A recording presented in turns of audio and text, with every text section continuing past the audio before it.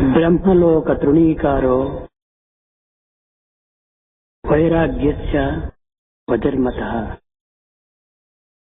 బ్రహ్మలోక తృణీకారో వైరాగ్యస్య వజర్మతః. బ్రహ్మలోక ప్రాప్తిని ప్రసాదించినప్పటికీ తృణీకరించుటే వైరాగ్యం యొక్క అవధి అని శాస్త్ర ప్రమాణం.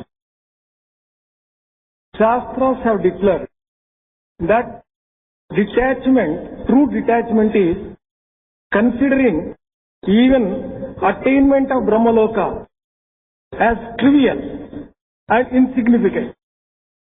అర్జునుడు కృష్ణ ముల్లోకాధిపత్యము నాకు ప్రసాదించినప్పటికీ నాకు అవసరం లేదు అన్నాడు. Arjuna told Krishna, Krishna, even if mastery and rulership of all the three worlds is granted to me, I am not interested in that. ఈ పదములు వైరాగ్యం యొక్క అంతర్భూత శక్తులు. These words prove the inner strength of the detachment which Arjuna had. అర్జును యొక్క పరమ లక్ష్యము పదార్థ విరక్తి పరమార్థ ప్రసక్తి. Arjuna's inner strength and his goal was detachment of the worldly objects and attachment and aspiration for the transcendental principle. విషయ విరక్తి జిజ్ఞాస ప్రాప్తి. It is detachment and renunciation of the sensory objects and attachment and hankering for the Atman. సామాన్యముగా చిన్న చిన్న కుటీరములు నిర్మించవలసి వచ్చినప్పుడు ఆ కుటీరములకు తగినటువంటి పునాదులు మనం భద్రంగా వేస్తుంటాము. Even if we want to construct small ordinary houses, proper foundation is being laid for them. అలాంటిది బ్రహ్మజ్ఞాన సౌధమునకు పునాదులు అతి భద్రమై ఉండాలి. That being so, for the mansion of Brahmagnana, the foundation must be strong and appropriate. కనుకనే ఇక్కడ వైరాగ్యము ఇంద్రియం యొక్క నిర్మూలమును ఇంద్రియ విషయం యొక్క విసర్జనను ప్రధానమైనటువంటి యొక్క లక్ష్యములో కృష్ణుడు బోధిస్తూ వచ్చాడు. Therefore, Krishna has been teaching that control of sensory organs, giving up the sensory objects and having detachment to the world, these are all essential.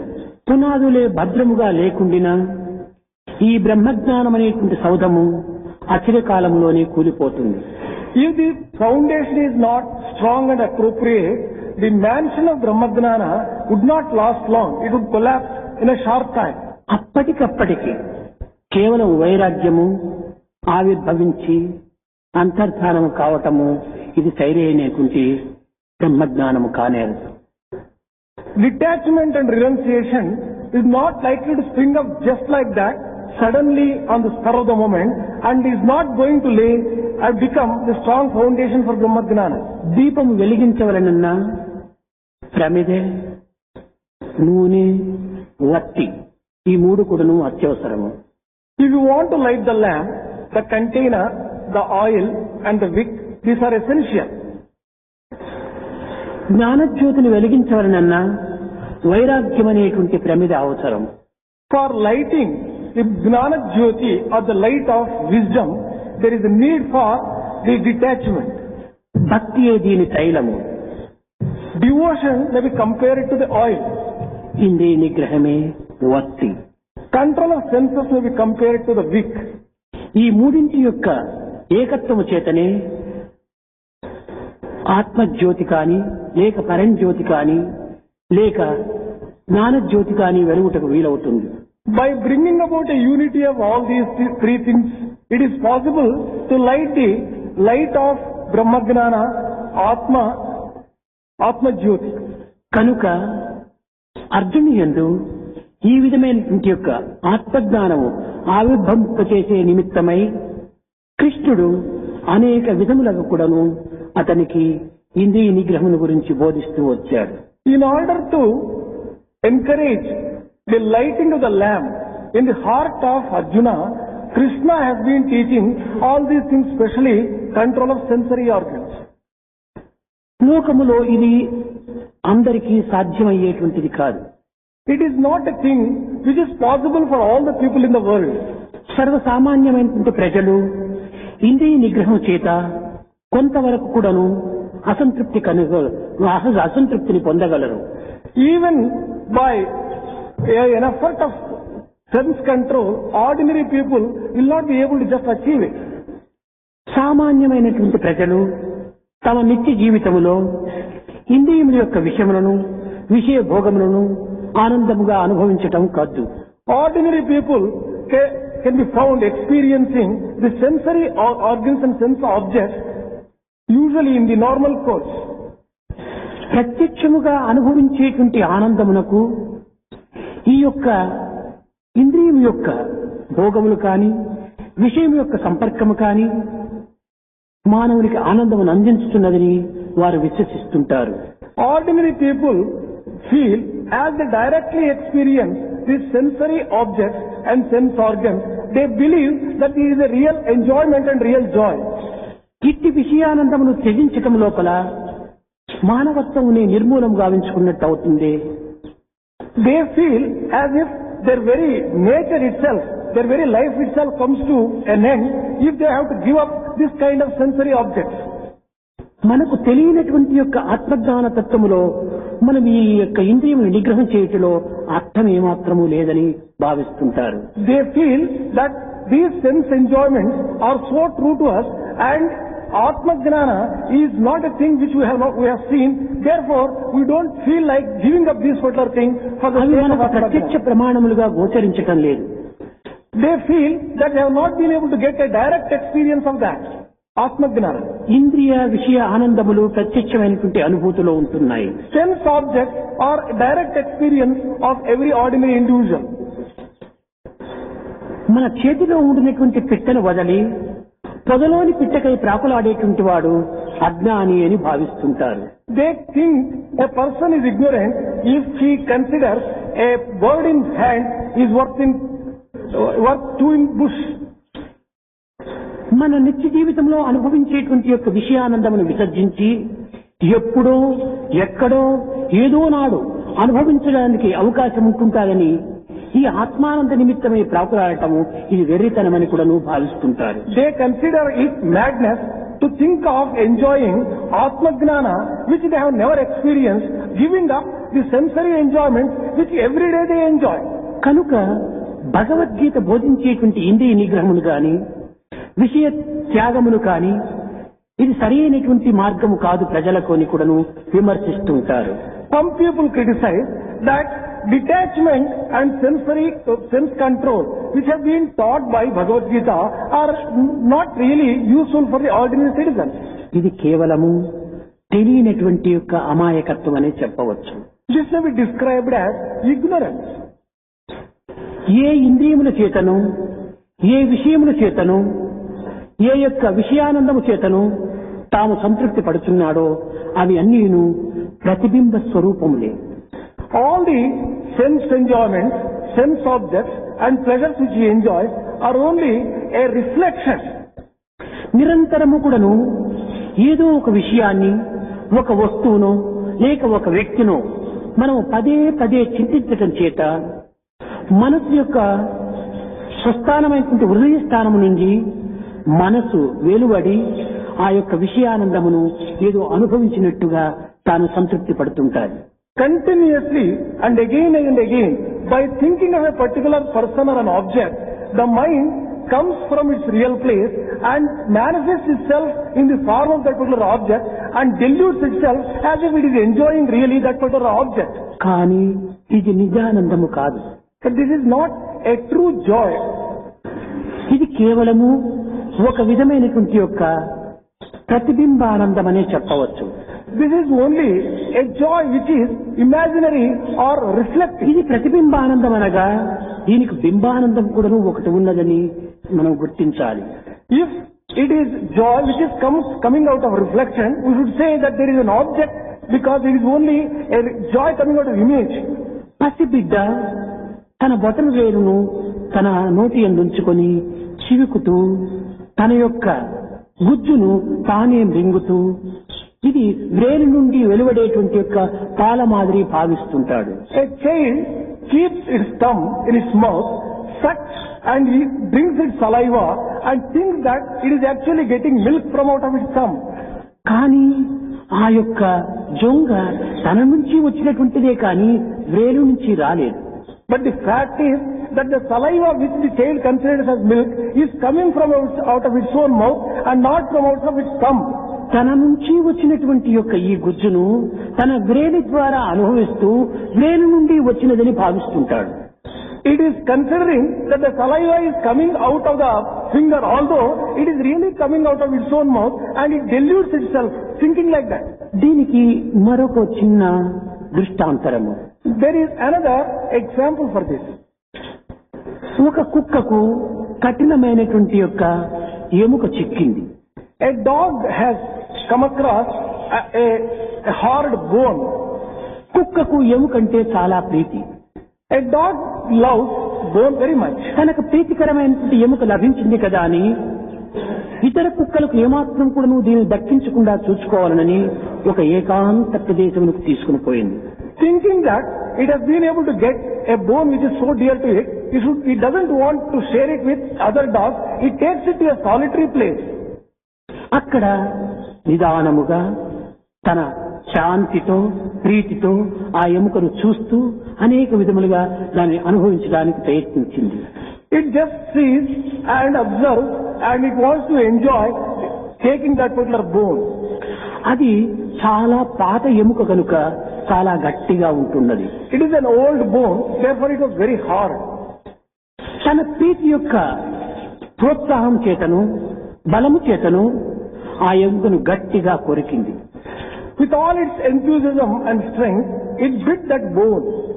కొరికేటప్పటికీ తన పళ్ళులు ఊడినాయి. In that hard biting, it lost its tooth.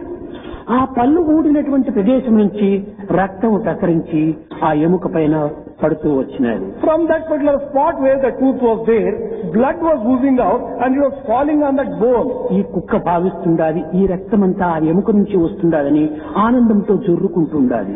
This dog was thinking that blood was coming out of that bone and with joy it was enjoying it. కానీ ఈ రక్తం ఎముక నుంచి రాలేదు. But this blood has not come out of the bone. తన నుండే వచ్చినటువంటి From out of its own mouth. ఈ సత్యాన్ని గుర్తించలేనటువంటి ఒక కుక్క కనుకనే ఇది ఎముక నుంచి వచ్చినట్టుగా భావిస్తుండాలి. This dog did not realize the truth and therefore it was thinking that blood was coming out of that bone. అదే విధముగానే అజ్ఞాని అయినటువంటి మానవుడు అనేక విషయాలలో అనేక విధమైనటువంటి ఇంద్రియాలతో తాను ఏదో సుఖాన్ని అనుభవిస్తున్నాడని తాను ఆనందిస్తున్నాడు కానీ ఆ సుఖము బహిర్సుఖము కాదది, అంతర్సుఖమే. అంతర్సుఖం యొక్క ప్రతిబింబమే. In the same way, the ignorant man as he is thinking that he is getting a lot of joy from out of the sense objects by enjoying the sense objects. But it is not so. It is the joy which is in his heart, which he is thinking and superimposing on that particular object and thinking that he is getting from it. కనుక ప్రతి మానవుడు కూడాను భౌతిక సంబంధమైనటువంటి ఇంద్రియములతోనూ విషయములతోనూ అనుభవించేటువంటి ఆనందము ఇది ప్రత్యక్ష ప్రమాణమునకు చేరినటువంటిదని దీనిని త్యజించి పరోక్షమైనటువంటి ఆనందమునకై ప్రాకులాడటము కాలమును వ్యర్థము చేయటమని కూడా భావిస్తుంటారు. Therefore, people will be thinking that the joy and the pleasure that they get out of the sense objects are direct experiences, and joy which they are likely to get from the other world is indirect. Therefore, they would like to give up the other one and accept the joy of the sense objects. ఒక్క విషయాన్ని మనము లోతుకు దిగి విచారించాలి. One thing we'll have to just investigate. వస్తువు కాని లేక విషయము కాని ఆనందమిచ్చుటే సత్యమైన వస్తువు అందరికీ ఒకే ఆనందంని అందించాలి కదా. One truth we'll have to investigate. Be it an object, be it any other thing, if it is really giving joy, the joy which it gives must be uniformly the same for all people. ఒక వస్తువు ఒకరికి ఆనందమును సుఖమును ఇస్తే అదే వస్తువు మరొక వ్యక్తికి దుఃఖమును అసంతృప్తిని అందిస్తుంది. If one object is giving joy and pleasure to one person, the same object is giving grief and sorrow to another person. వస్తువునందే సుఖం ఉండినట్టయినా దీని సుఖం అందరికీ సమానంగానే ఉండాలి కదా. If joy was inherent in the object itself, it could have been the same and equal for all the people. ఒకరికి కాకరకాయ చాలా ఇష్టంగా ఉంటుంటాది. For some people, bitter gourd may be very dear or very lovable. Like Then the like it very మరొకరికి much. ఈ కాకరకాయ అయిష్టంగా ఉంటుంటాది. For some people, bitter gourd, they don't like it at all. నిజముగా ఈ ఆనందము కాకరకాయ అందే ఉంటుంటే ఈ కాకరకాయ అందరికీ ఆనందమే ఇవ్వాలి కానీ ఒకరికి ఇష్టమును మరొకరికి అయిష్టమును అందించడానికి వీలు లేదు. If joy really existed and it was inherent in the bitter gourd, it could have given the same joy to all the people alike. It should not have given joy for some and it would not have created a feeling of dislike for itself in others. అదే విధముగా ఒక్కొక్క విషయము ఒకరికి ఇష్టమైతే మరొకరికి అయిష్టంగా ఉంటుంటాది. In the same way, certain things may be liked by a few people, may be disliked by a few others. ఈ ఇష్టమును అయిష్టములు తాత్కాలికమైనకు సంబంధించినటువంటివే కానీ శాశ్వత సుఖానందములు కావు.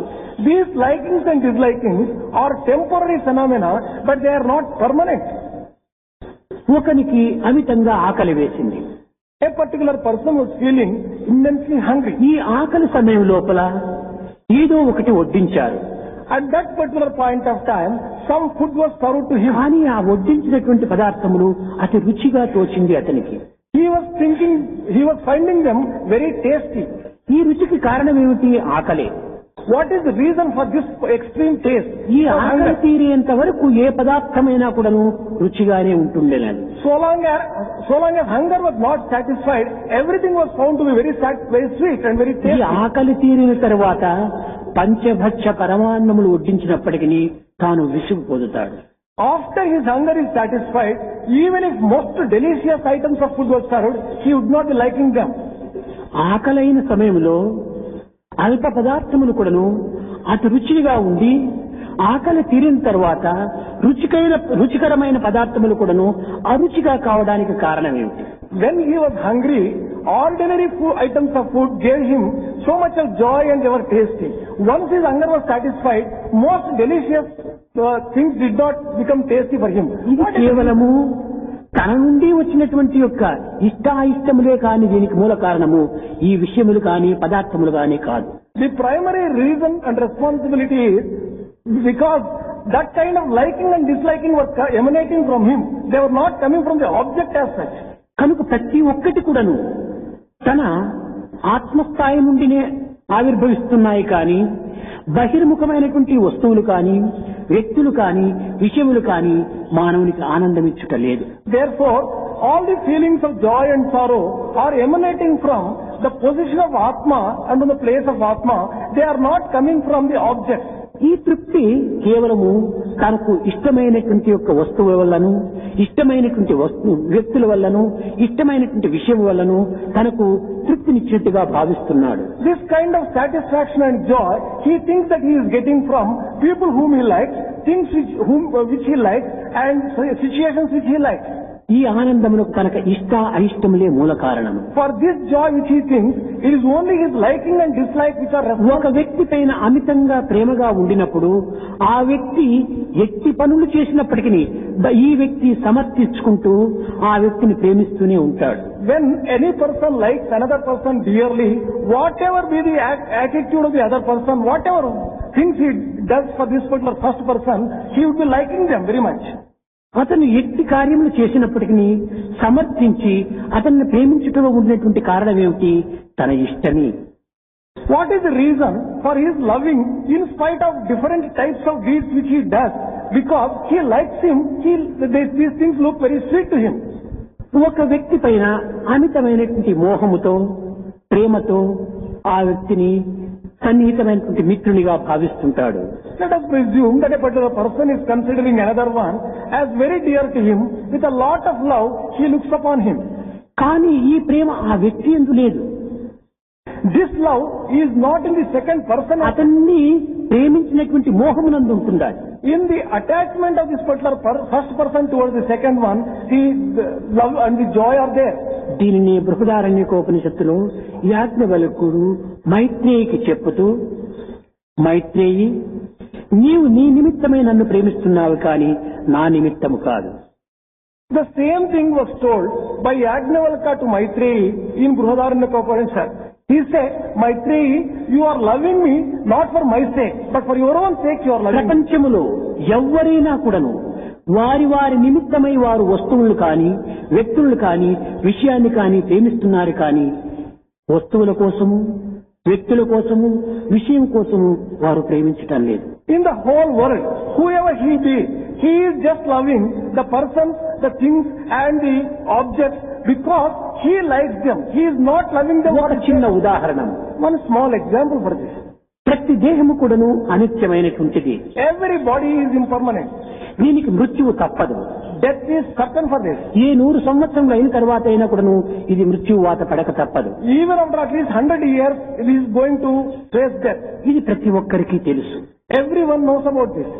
కనుకనే మరణించిన వాని నిమిత్తమై మరణించబోయేటువంటి వాడు చింతిస్తున్నాడు అన్నారు. That is why it is said that a person who is dying is thinking and feeling sorry for about the person who is dead. కనుక మరణించిన వాడికి మరణించబోయేటువంటి వాడు దుఃఖించటం అనేటువంటిది కేవలము ఆ మరణించిన వానిపైన ఉండేటువంటి యొక్క మోహమే దీనికి మూల కారణం. A dying person loving and thinking about a dead person is only because of his attachment. మరణము సత్యమని తెలిసి కూడాను వీడు దుఃఖిస్తున్నాడంటే ఆ దేహమునకు ఈ దేహమునకు పెంచుకున్నటువంటి యొక్క మోహమే దీనికి మూల కారణం. After knowing fully well that death is certain, if a person still is worrying himself about another body, it is the attachment which has developed between these two bodies which is responsible for that state. కనుక దుఃఖములకు మూల కారణము మోహమే కాని ప్రేమ కాదు. Therefore, the primary reason and responsible thing for grief is attachment and not love. మానవుడు నిరంతరము కూడాను వీని పేరే ఆనంద పిపాసి అని. Basically and continuously, every human being is a lover of joy. అట్టి ఆనంద పిపాసి నిరంతరము ఆనందమునే ఆశిస్తాడు కానీ దుఃఖమును ఏమాత్రము ఆశించడు. Therefore, he thirsts for joy and he never likes to have sorrow. ఈ మానవుడు నిరంతరం కూడాను లాభమునే ఆశిస్తాడు కానీ నష్టమును ఆశించడు. A man therefore always aspires for profit and never desires. కారణము ఇతని యొక్క స్వభావం. The reason is his own nature. ఆనందమే ఇతని స్వభావం. Joy and bliss is his very nature. లాభమే ఇతని స్వభావం. Profit itself is his nature. కనుకనే అనేక మంది వ్యాపారస్తులు ఒక ఏదైనా ఒక తూలిక చేస్తూనో లేక కొలతలు వేస్తూనో మొట్టమొదట ఒకటి ఒకటి అని వారు ఎంచరు. లాభం లాభం లాభం మొదలు లాభంతో ప్రారంభిస్తారు. This can be seen in the businessman. Whenever they are weighing any particular thing or whenever they are measuring a particular thing, the first count, they never say first. They say labham, which means profit, profit. It is their nature itself. ఇంకా 6వ అంకె దగ్గరికి పోయేటప్పటికి ఆడ 6 అంటారు, 7 అని చెప్పడు. 6 1 అంటారు. అంటే 7 అంటే దుఃఖము తాను ఆశించడు. Similarly, when in counting the measures, etc., after 6, when the 7th comes, they will not say 7, which stands for loss. They will say 6 plus 1, 6 plus 1, 6 1. దీనిలో ఉన్నటువంటి అంతరార్థం ఏమిటి? What is the inner significance of this? ఈ 7 అనేటువంటి తెలుగు పదము తాను ఉపయోగపెట్టడానికి ఇష్టం ఉండదు. The Telugu word 7 for 7. 7 means cry. ఏడ్చమని. 7 means cry. ఈ ఏడుపు తనకి ఇష్టం లేదు. For crying no one likes.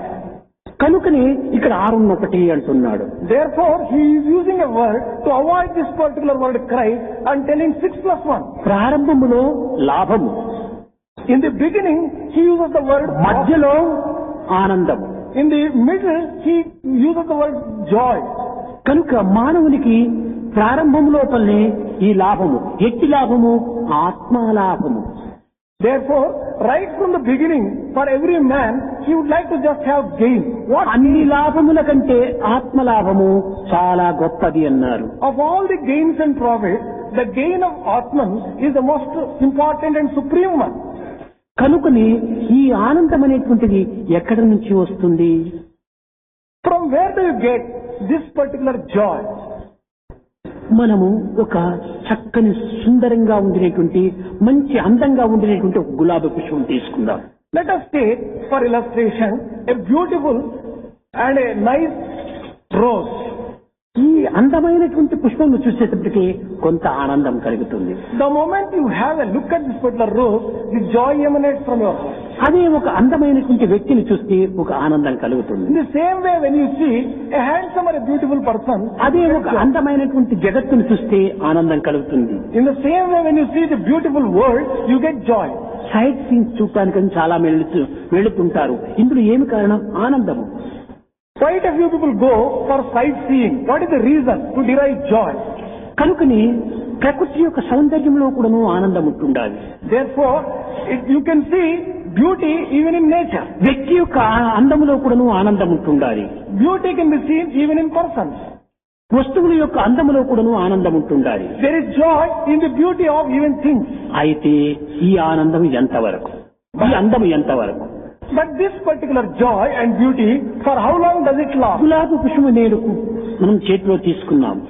The rose you have taken in your hand today, రేపటి దినముకు అది వాడిపోతుంది. it dries up by next day, tomorrow. ఈ అందము కూలిపోతుంది. Its beauty is lost. ఆనందం కూడాను అంత్యమవుతుంది. Joy also comes to an end.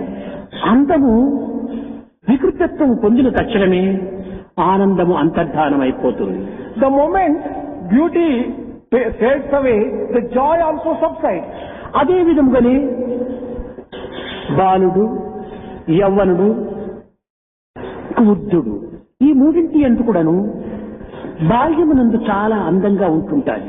In the same way, the childhood or the boyhood, the youth and the old age. In of the three, during the boyhood, ఇది బాల్యము అనేటువంటిది కేవలము దైవాత్మక స్వరూపం అని కూడా చెప్పవచ్చు. boyhood may be compared to a thing which reflects divinity. కారణమేమనగా ఆ బాల్యములో ఎట్టి కోప, తాప, ఈర్ష్య, అసూయ, డంబ, అహంకారాలు ఆ యొక్క వయసులో ఏమాత్రము ఉండవు. During that particular age, the reason is that he will not be suffering from any sense of hatred, jealousy, దుర్గుణములు ఆ యొక్క బాల్యములో ఉండవు కనుక వాడు సత్పురుషుడుగాను సర్వేశ్వరునిగాను భావించడంలో తప్పు లేదన్నాడు Jesus. Jesus has said that during boyhood, as those people will not have any bad qualities and bad attributes, there is nothing wrong in considering them as divine. ఈ దేహమునందు ఏ విధమైనటువంటి దుర్గుణములు, దురాలోచనలు ఉండవు కనుకనే వాడు చక్కగా అందంగా ఉంటుంటాడు. During that particular period of time, in his mind and his body, there are no bad thoughts and bad ఈ feelings. అందమునకు కారణం ఏమిటని మనం చక్కగా విచారిస్తే దుర్భావములు, దుర్గుణములు లేవు కనుకనే అందం. He is beautiful because he doesn't have bad feelings from bad thoughts. ఇది పెరుగుతూ తన దుర్గుణములు కూడాను పెంచుకుంటాడు. As he grows gradually, he develops bad qualities also. ఈ దుర్గుణములు అభివృద్ధి కాగానే అందము క్రమక్రమేణా నశిస్తూ వస్తుంది. The moment that these bad qualities grow in him, his beauty fades away. ఈ అందమును కోల్పోవటం కారణం ఏమిటి? దురాలోచనలు, దుర్గుణములు, దుశ్చర్యలు. What is the reason for losing beauty? The reason is bad thoughts, bad feelings, bad deeds. కనుకనే మానవుని యొక్క అందమంతా కూడాను క్రమక్రమేణా కూడాను నశించిపోతుండాలి కనుక ఇక్కడ ఇది కూడాను శాశ్వతమైన ఆనందం కాదు. Gradually, the beauty of a person also fades away. Therefore, this also doesn't give permanent joy. మీకందరికీ బాగా తెలుసును. All of you know very well. పుట్టిన గాడిద పిల్ల కూడాను చాలా ముద్దుగా ఉంటుంటాది. The donkey, when it was born, even a donkey also will be very beautiful. అది పెరుగుతూ పొట్ట కూడాను పెరిగిపోవటం వల్ల వికారంగా మారిపోతుంది. As it grows, gradually it develops a big stomach and it becomes very ugly to look at. అదే విధంగానే దీనికి దుర్గుణములు లేనంత వరకు కూడాను ఇది కూడాను అందంగానే ఉంటుంటాది. So long as there are no bad qualities, anything and even this thing also would look ఈ beautiful. విధంగా జగత్తులో ఏ విషయమును కానీ, ఏ వస్తువును కానీ, ఏ వ్యక్తిని కానీ మనం విచారించినప్పుడు దీనికి అందము కొంతకాలమే, కనుక ఆనందం కూడాను కొంతకాలం. Therefore, in the world, whatever be the person, whatever be the sense object, whatever be the thing, when you were to inquire a little, you will find that the beauty is limited and therefore joy also is కనుకనే limited. Not right. అందమే ఆనందం, ఆనందమే అందం. Therefore, it is said, joy is beauty and beauty is joy. ఆనందము లేని అందము, అందము లేని ఆనందము ఉండుటకు వీలు లేదు. It is also said it is impossible to have beauty without joy and joy without beauty. ఇట్టి అందానందములతో కూడినటువంటిది ఏమిటి? What is it which has both beauty and joy within itself? ఇదే ఆత్మ. This is Atman. ఈ అందానందములతో కూడినటువంటిది కనుక ఇది శాశ్వతమైనటువంటి అందము, శాశ్వతమైనటువంటి ఆనందం. Atman has permanent joy and permanent beauty. ఆత్మకు ఎట్టి వికారములు కూడాను లేవు. Atman doesn't have any type of modulation. దానికి ఆకారం ఉంటే కదా వికారము. When Atman doesn't have any form at all, ఆనందమే దీని ఆకారం. its beauty and its joy itself is its form. కనుక ఇట్టి ఆనందము హృదయ స్థాయి నుండి రావటం చేతనే ప్రతి వ్యక్తి కూడాను తాను ఈ ప్రతిబింబమైనటువంటి జగత్ ఆనందాన్ని అనుభవిస్తూ ఇది నిజమైన ఆనందం అని భావిస్తున్నాడు. కాదు కాదు, ఈ జగత్ ఆనందం అనేటువంటిది, ఈ ఇంద్రియానందం అనేటువంటిది, విషయానందం అనేటువంటిది హృదయానందము నుంచి ఆవిర్భవిస్తుండాలి. Joy will be emanating from his heart as it is natural. He thinks that he is deriving this joy from the sensory objects, sense organs and senses. It is not so. In fact, it is coming from the heart. He is thinking that they are coming from the objects and he is mistaken. కనుక ఇట్టి ఆనందము బ్రహ్మస్థాయి నుండి లభించుచున్నది కనుక దీనికి బ్రహ్మానందము అని పేరు వచ్చింది. As such joy emanates from the possession of Brahman, it is described as Brahmanandam. ఇంద్రియ విషయానందముల కంటే అనేక రెట్లు అధికమైనటువంటి ఆనందము చతుర్ముఖానందము అన్నారు. The joy which emanates from the sense objects and the senses, compared to it, the joy derived from Chaturmukhananda is extremely ఈ great. చతుర్ముఖానందం అనేటువంటిది బ్రహ్మానంద సాగరములో ఒక బిందువు మాదిరి ఉంటాడట. The joy of Chaturmukha may be compared to a drop in the ocean of Brahmananda. ఈ బ్రహ్మానందం అనేటువంటి మహాసాగరము దైవానందములో ఒక్క అణువు మాత్రం ఉంటుందట. The ocean of Brahmananda is something like a small particle or an atom in Devananda. కనుకని దైవానందం అనేటువంటిది ఇది ప్రధానమైనటువంటిది. Therefore, Daivananda is a primary. ఇదే నిజమైన హృదయానందం. This is joy coming out of the heart. ఈ హృదయం అనేటువంటిది సర్వత్రా ప్రకాశించేటువంటి యొక్క దేదీప్యమానమైనటువంటి జ్యోతి. This heart is maybe compared to an effulgent light which shines in all places and ఒక everywhere. చిన్న ఉదాహరణము. One small example. జాగ్రత్త అవస్థ యందు సర్వ వస్తువులు కూడాను సూర్య చంద్రాదులు దీపములు ప్రకాశింపచేస్తుంటాయి. During the waking stage, sun and moon will illuminate all the objects and all the things. ఇది ఈ జగత్తు యొక్క ప్రకాశమునకు కానీ వస్తువుల యొక్క ప్రకాశమునకు కానీ సూర్య చంద్రాదులు జ్యోతులే దీన్ని ప్రకాశింపచేస్తున్నాయని మనం విశ్వసిస్తున్నాం. For the shining and the effulgence of the world or the worldly objects, we think sun and moon are responsible. అయితే స్వప్నావస్థ మనం అనేక విధమైనటువంటి వస్తువులను చూస్తున్నాము. అక్కడ ఏ సూర్య చంద్రాది ఉంటున్నాయి. During dream state, we see a number of articles and things. Where is sun and moon in that particular state? స్వప్నావస్థలో ఏ విధమైన సూర్యుడు లేదు, ఏ చంద్రుడు లేదు, ఏ జ్యోతి లేదు. During dream state, there is neither sun nor moon nor any type of light. కానీ ఆ స్వప్నావస్థ లోపల జగత్తునంతా చూస్తున్నామే, దీనిని ప్రకాశింపచేసేది ఏమిటి? During the dream state, we see the entire world in itself. What is it that illuminates that world in the dream ఇంకా state? పూర్తి నిద్రావస్థ లోపల తమస్సును కూడాను చూడగలుగుతున్నాం మనం. In the deep sleep state, we see tamas. ఈ తమస్సును చూపించేటువంటి యొక్క జ్యోతి ఏమిటి? What is the light which illuminates this tamas? ఈ తమస్సు యందు కేవలము ఒక చీకటి మాత్రమే ఉంటుండాలి. In that particular state, there is absolute darkness. దీనిని ఒక విధమైనటువంటి జ్ఞాన స్థితి అని కూడా చెప్పడం వీలు కాదు. We cannot describe this as a state of wisdom or gnana state. ఇది కేవలము అన్కాన్షియస్ అని చెప్పొచ్చు. This may be described as unconscious state. స్వప్నము అనేటువంటిది సబ్ కాన్షియస్ అని చెప్పొచ్చు. Dream stage may be described as subconscious stage. ఇప్పుడు జాగ్రత్తలో ఉండేటువంటిది కాన్షియస్ అని చెప్పొచ్చు. Waking stage may be described as conscious stage. కానీ ఈ మూడింటికి మితిమీరినటువంటి అనగా దాటినటువంటి యొక్క తురియావస్థని సూపర్ కాన్షియస్ అన్నారు. The stage which transcends all this may be described as Turiya Avastha.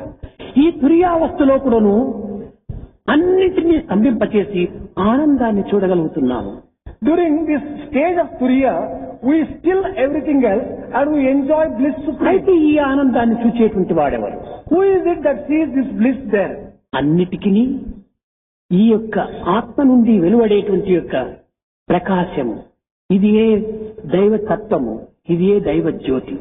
It is a light and the effulgence which emanates from Atma, which is responsible for seeing all these things in all these four stages. దీనిని వేదము వేదాంత వేదం పురుషం హాంతం ఆదిత్యవర్ణం తమస పరస్తాతు. ఈ తమస్సుకుడును ఆవల ఉండినటువంటి యొక్క పరంజ్యోతిని మేము చూడగలిగాము.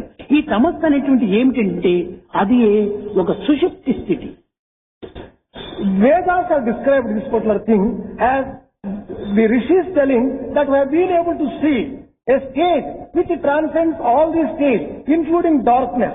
అనగా స్వప్నము లేనటువంటి స్థితి ఈ యొక్క తమస్సు. A dreamless state may be described as a state of ఈ tamas. అంధకారమునకు ఆవలనే ఉంటుండాది ఈ పరంజ్యోతి.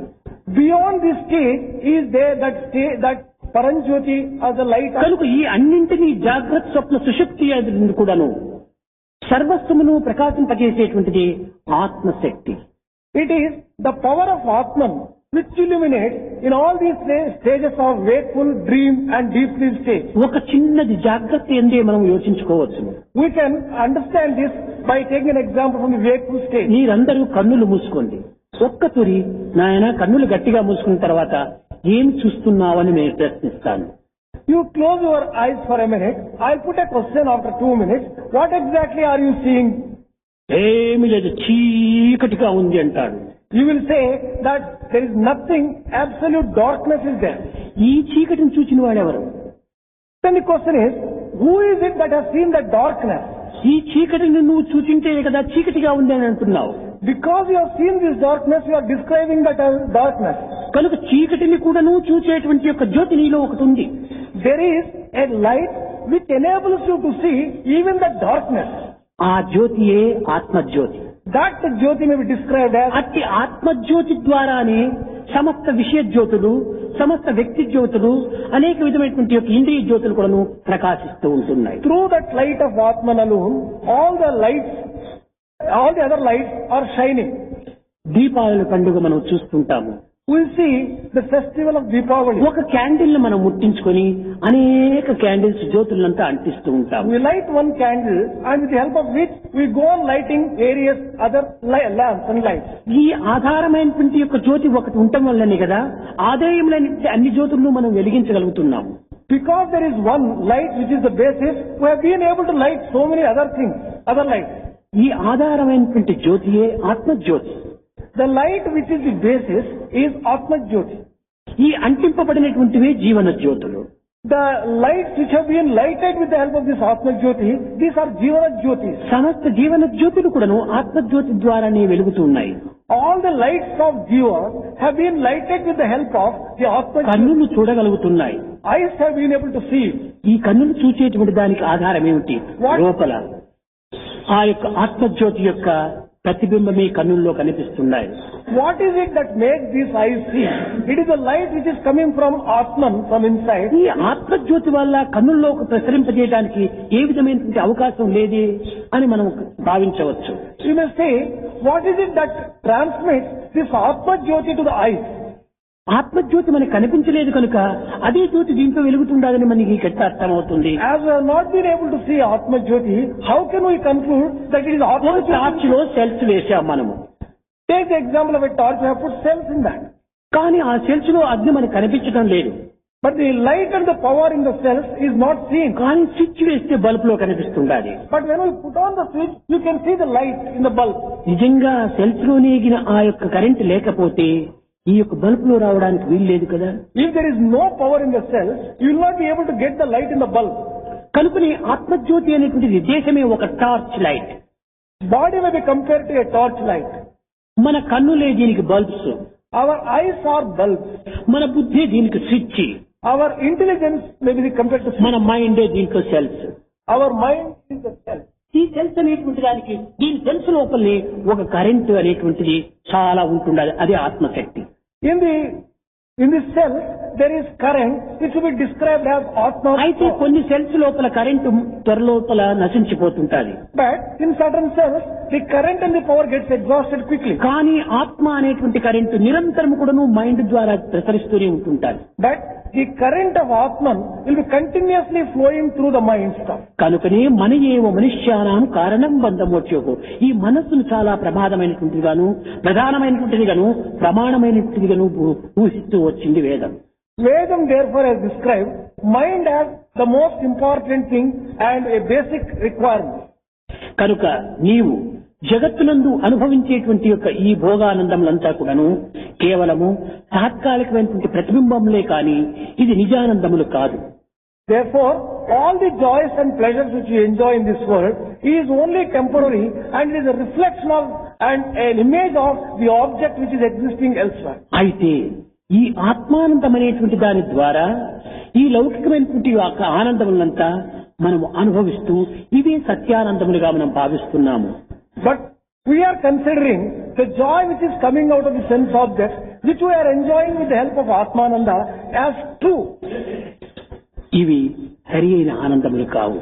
The joys of the world are not, ఇది తాత్కాలికంగా కనిపిస్తుంటాయి. they are only temporarily seen. జాగ్రత్తలో మనము చూసినటువంటి యొక్క వస్తువాహనాదులంతా కూడాను స్వప్నావస్థ ఎందే మనకు శూన్యమైపోతున్నాయి. All the things which you see in the waking state, they disappear in the dream state. స్వప్నావస్థ యందు లభించినటువంటి యొక్క సుఖ దుఃఖములంతా కూడాను జాగ్రత్తలో మనం అలక్ష్యం చేస్తున్నాము. All the joys and sorrows which you experience in dream state, you are indifferent in the waking స్వప్నం state. యొక్క పరిస్థితిని మనం జాగ్రత్తలో ఏమాత్రం కూడాను ఊహించడానికి వీలుండదు. It is not possible to imagine what has happened in the dream state. కనుక జాగ్రత్త స్వప్న సుషుప్తాదులు అందించి ఎందుకును మనము జాగ్రత్త యొక్క ప్రతిబింబమే స్వప్నం, స్వప్నం యొక్క అంతఃస్థానమే ఈ యొక్క సుషుప్తి.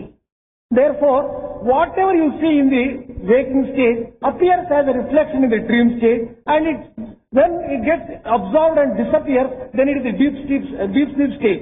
కనుకనే మనము లౌకికంగా అనుభవించేటువంటి ఆనందములు సత్యములని భావించి దాని నిమిత్తమై మనము అనేక విధమైనటువంటి శ్రమలకు గురి అవుతున్నాము. All the worldly joys we are thinking as if they are permanent, and we are putting ourselves to unnecessary trouble and bother. కనుకనే కృష్ణుడు అర్జునునకు నాయన ఆధారమును నీవు ఆధారముగా చేసుకుంటే ఆధేయము నీకు అలక్ష్యంగా ఉంటుంటాదన్నాడు. Therefore, Krishna told Arjuna, if you only give proper attention to the basis, the manifestation would not bother you. ఆధారము చలించనిది, The basis will not shake or will not waver. మార్పు చెందనిది. It doesn't change. కానీ ఆధేయం అనేటువంటిది ఈ ఆధారం పైన ఆధారపడినటువంటిది. The manifestations, they are dependent upon the basis. ఈ ఆధేయము నిరంతరము చెలించేటువంటిది. These manifestations will be continuously changing. ఈ యొక్క మార్పుతో పాటు ఆధారం కూడాను మార్పు చెందితే ఇంకా బ్రతుకుటకు వీలు కాదు. If along with this changing manifestation, the basis itself changes, it is impossible even to live. ఒక చిన్న ఉదాహరణ, One small example. మనం కార్లలో, బస్సుల్లో, సైకిల్లో, బండ్లో మనం ప్రయాణం అవుతున్నాం. We'll be traveling in a number of vehicles like cars, buses, carts. కానీ కారు కదులుతూ ఉండాలి, బాగా స్పీడ్ గా పోతుండాలి. The car is moving, going very fast. Bus కూడాను బాగా వేగంగానే పోతుండాలి. Similarly, the bus is going very fast. ఏదో కాళ్లతో నడిచినా కూడా మనం కదులుతూనే ఉంటున్నాము. Even when we are walking, we walk fast. కానీ కాళ్లతో పాటు, కార్లతో పాటు, బస్సులతో పాటు రోడ్డు కూడా కదిలిందంటే మన పరిస్థితి ఏమైపోతుంది? Suppose in tune with or along with the movement of the bus and the movement of the car, the movement of the legs, if road itself moves, what would happen? కనుక కదలని road పైన కదిలే వాహనములతో మనం ప్రయాణం చేస్తున్నాము. Therefore, on a steady road with vehicles which are moving fast, we are taking కనుక journey. స్థిరమైన, నిత్యమైన, సత్యమైనటువంటి యొక్క హృదయము దీని ద్వారా మనం అనిత్యము, అశాస్త్రము, అసత్యమైనటువంటి దేహములతో మనం ప్రయాణం చేస్తున్నాము. Therefore, similarly, with the permanent entity of the heart, which is permanent, which is which is steady, we are enjoying the things of the world which are impermanent and సైంటిస్టులు కూడా చక్కగా గుర్తించవచ్చును. సైంటిస్టులు కూడా చక్కగా గుర్తించవచ్చును. scientists also can observe this particular phenomenon. స్వామి బోధించేటువంటి ప్రతి విషయం కూడాను వైజ్ఞానికంగా, ఆధ్యాత్మికంగా, లౌకికంగా అన్నింటిని కూడా సమన్వయం చేసేటువంటివి. All the teachings of Swami reconcile and bring about harmony. దీంట్లో ఎవ్వరు కూడా వేలు చూపడానికి వీలు లేనటువంటి యొక్క స్థితి. No one can point out a finger at this particular thing. ఒక్కటి, నేను ఒక టేబుల్ పైన నిల్చుకున్నాను. Swami is standing on a table.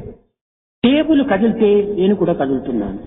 If the table moves, Swami also moves. బస్సులో కూర్చున్నాము, బస్సు కదిలితే మనం కూడా కదులుతాము. If we are sitting in the bus, when the bus moves, we also move. ఏదో సామాన్యంగా చిన్నదిగా కదులుతున్నప్పుడే మనం కదిలిపోతుంటున్నాము. దీనికంటే ఎన్నో కోట్ల రెట్టుగా అధికంగా కూడాను భూమి కదులుతూ ఉంటుండాలి, తిరుగుతూ ఉంటుండాలి. When there is a small movement, it will be reflected in the movement of us.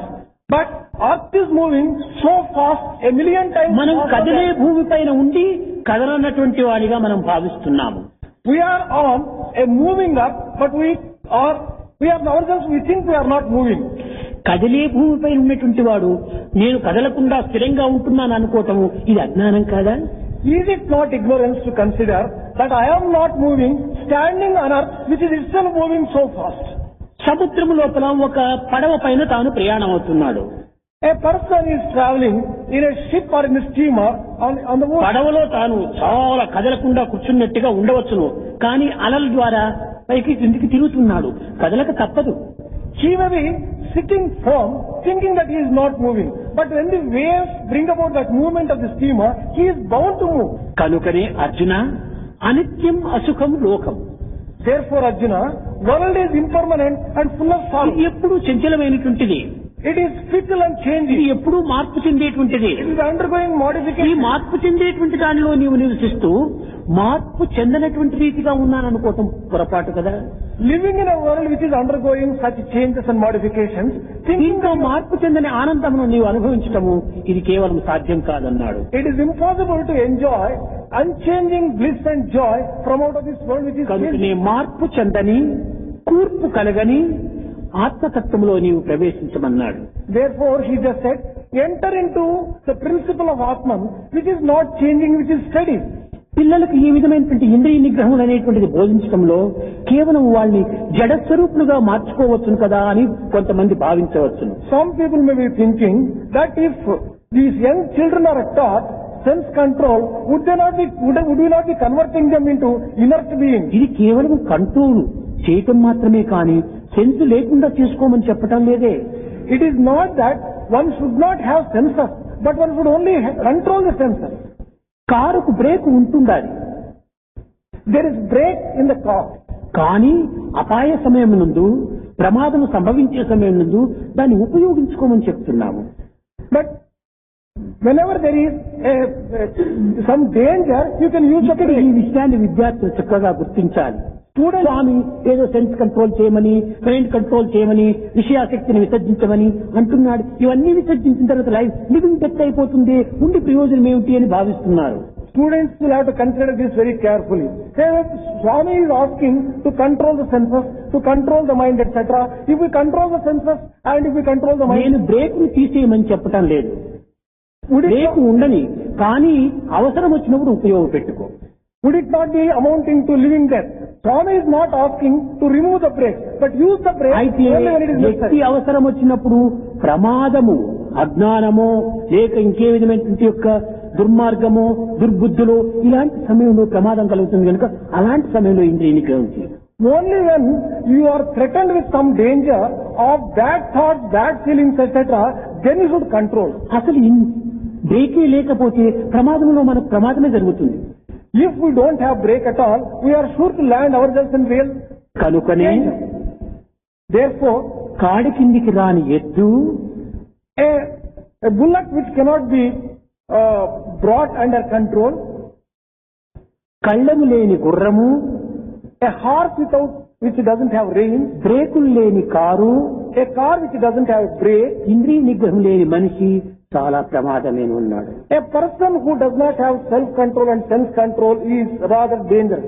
కనుకనే అర్జున, నీవు కేవలము ఇంద్రియ నిగ్రహం మాత్రమే చేయి. Therefore, Arjuna, you only control the విషయాసక్తి ఎందుకున్నటువంటి దోషములను విసర్జించు.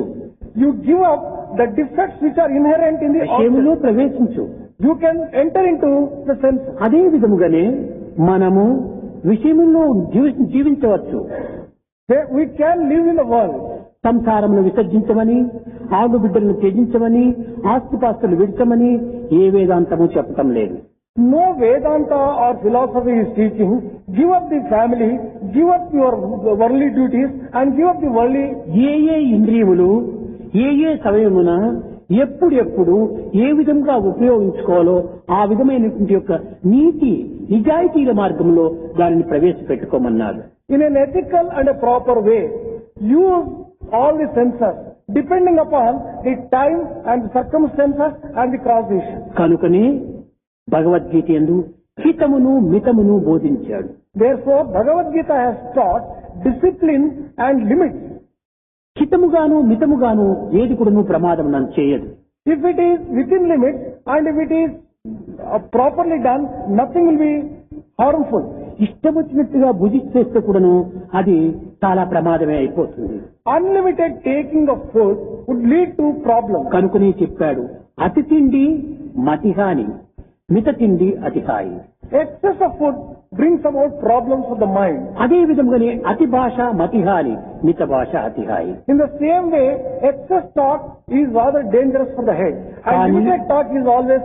అతి రాగము మతి రోగమే. In the same way, extreme attachment is a type of mental disease. మిత రాగము అతిహాయి. Limited attachment is always కనుకనే happy. ఇంజిన్లు ఈ విధమైన రీతిలో నీవు కారు బ్రేకును ఏ రీతిగా ఉపయోగపెట్టుకుందో ఆ విధంగా నీలో ఇంద్రియములను మధ్య మధ్య కొంచెం బ్రేక్ వేస్తూ రావాలి. నీకు ప్రమాదం కాకుండా చూసుకోవాలి. Just as brakes in a car are used for the welfare and protection of the residents, similarly the sense ఈ organs. లక్ష్యముతోనే కృష్ణుడు అర్జునుకు ఇంద్రియ నిగ్రహం అత్యవసరము. ఈ ఇంద్రియ నిగ్రహం అనేటువంటి ఒత్తి ఉంటేనే నీ యొక్క జీవన జ్యోతి వెలుగుతుంది అన్నాడు. With this thing, with this object in view, Krishna has told Arjuna, have self-control. If you are having self-control, it will be something like a which lights you the lamp of your life. It is something like a which lights the అయితే lamp of your ఒత్తి life. ఉండినంత మాత్రం ప్రయోజనం లేదు.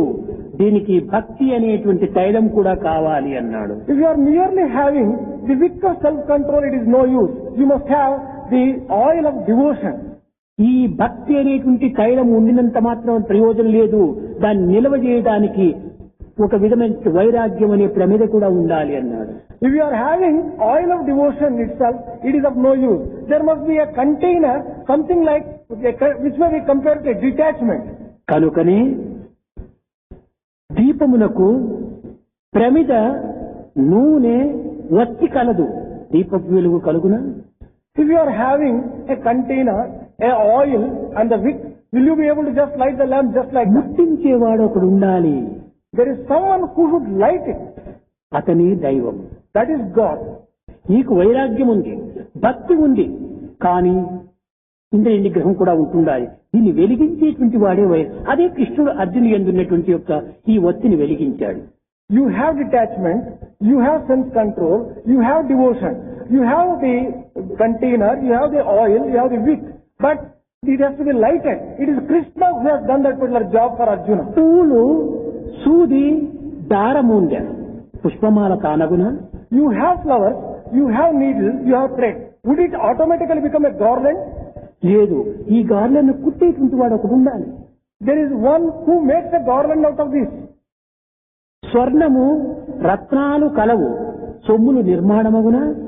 There is gold, there are different types of precious diamonds. But would jewelry become... చేసేటువంటి gold Smith ఒకడు ఉండాలి, కంసాలి ఉండాలి. There is a need for goldsmith who can manufacture jewelry out of it. విద్య కలదు, బుద్ధి కలదు, There is education and there is intelligence. కానీ విద్యావంతుడు తారగున. Would he automatically become an educated one? నేర్పేటువంటి గురువు ఒకడు ఉండాలి కదా. There is need for some teacher who can teach it. పెద్ద అక్షరంతో ఇట్లా రాసి పెట్టారు, అది ఏ అని ఉండాలి. A letter A is written. A board పైన ఉంటుండాలి. పిల్లవాడు కళ్ళతో చూస్తున్నాడు, కన్నులు బాగా మంచిగా ఉంటున్నవి, కానీ అక్షరం కూడా చాలా పెద్దగానే ఉంటున్నది.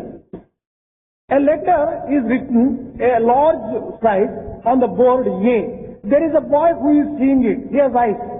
He sees that particular letter also. ఆ లెటర్కు ఏ అని శబ్దం అనేటువంటిది చెప్పాలి అనేటువంటి బోధించే గురువు ఒకటి ఉండాలి కదా. There is a need for a teacher who teaches that particular letter is A. కానీ లెటర్ ఉంది, వీడికి కన్నులు ఉన్నాయి కత్తికాయల మాదిరి. There is letter, there are eyes. కానీ ఈ అక్షరము ఏ, ఈ అక్షరము బి అని చెప్పేటువంటి వాడు ఒకడు ఉండాలి. But there is need for a particular person, a teacher, who can describe each particular అతనే letter as A, B. జగద్గురువు, అతనే దైవము. This is Jagadguru and this is God. కనుక జగత్తునందు సర్వ విషయములను మనం గుర్తించవలనన్నా, సర్వ కర్మలను మనము సరైనటువంటి స్థితిలో మనం చేయవలనన్నా, దీనిని ఆత్మరీతిగా సత్యమైనటువంటి మార్గంలో ప్రబోధించేటువంటి సద్గురు ఒకడు ఉంటుండాల. అతనే గురువు గురువు, అతనే దైవం. If we want to recognize the real object in the world and we want to recognize divinity, there is a need for a Sadguru, a Jagadguru. కనుక ఇంద్రియ నిగ్రహం లోపల చాలా ప్రధానమైనటువంటి యొక్క జీవితము ఇమిడి ఉంటుండాలి. There is a lot of inner significance in the self-control, in control of senses.